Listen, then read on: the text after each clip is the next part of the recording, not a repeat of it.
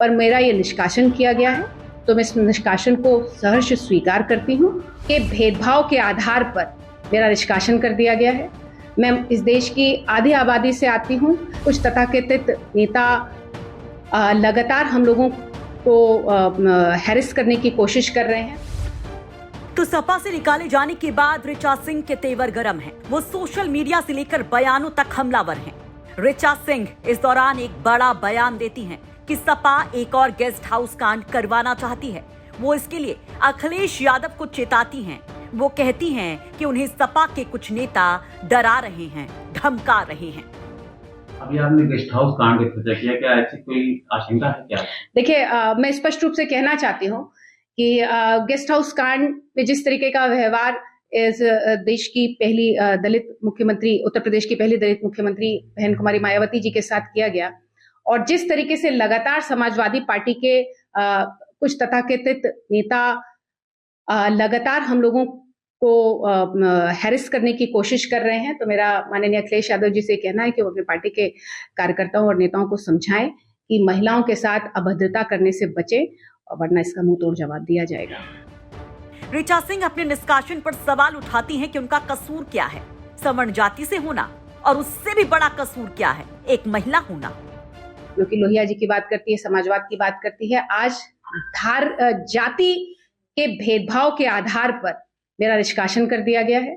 मैं इस देश की आधी आबादी से आती हूँ, जहां पे लगातार आधी आबादी के नाम लेकर राजनीति करना चाहते हैं, वहीं पे आधी आबादी के जो है नुमाइंदगी करने वाली दो महिला नेताएं जो कि मुखर थी, जो कि संघर्षरत थी। मैंने आज तक पार्टी के खिलाफ कोई काम नहीं किया, कोई अनुशासनहीनता का काम नहीं किया गया, लेकिन उसके बावजूद मुझे पार्टी का निष्कासन किया जाना पार्टी के द्वारा, ये मेरे लिए भी स्तब्ध कर देने वाला है। लेकिन मैं आपसे कहना चाहती हूँ कि हम लोग इस देश के और इस समाज के दलित, वंचित, अल्पसंख्यक, पिछड़े, आधी आबादी के लिए संघर्ष करते रहे हैं। और मैं आपको अभी कुछ दिन पहले का एक वाकया भी याद दिलाना चाहती हूँ कि जब लगातार महिलाओं के लिए अपशब्द बोला जा रहा था, मैंने तब भी अपनी इस बात को जाहिर किया था कि किसी भी महिला के लिए, चाहे वो किसी भी राजनीतिक विचारधारा से आती हो, शूर्पणखा या फिर मंथरा जैसे शब्दों का उपयोग नहीं किया जाना चाहिए।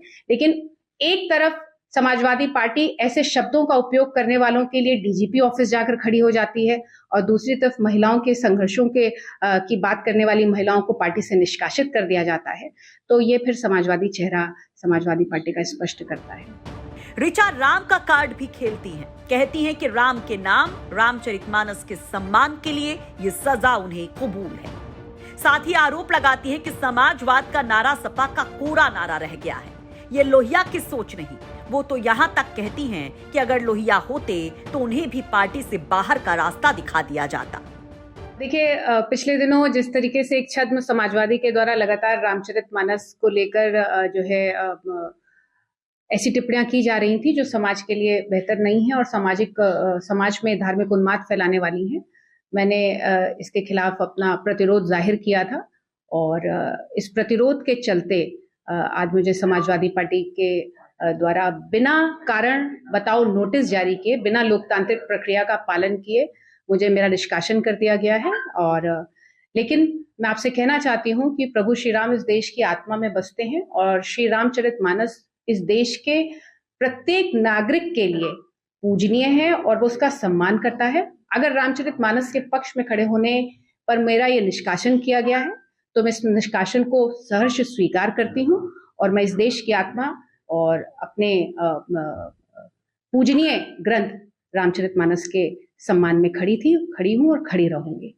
समाजवादी पार्टी से आपने 2 बार चुनाव भी लड़ा और अखिलेश यादव खुद आपको मानते थे, उसके बावजूद भी आपने रामचरितमानस के समर्थन में ट्वीट भी किया और काफी बयान भी दिया। तो क्या लगता है इसी वजह से आपको निकाला गया? देखिए, मैंने पहले भी कहा था कि कुछ लोगों के द्वारा जो दूसरे दलों से आए हैं, लगातार राष्ट्रीय अध्यक्ष जी को गुमराह करने का काम किया जा रहा है, और जिस तरीके से वो सामाजिक द्वेष फैलाकर राजनीति करना चाहते हैं, जिस तरीके से लोगों को धर्म और जाति के नाम पर बांटना चाहते हैं, ये उसका परिणाम है।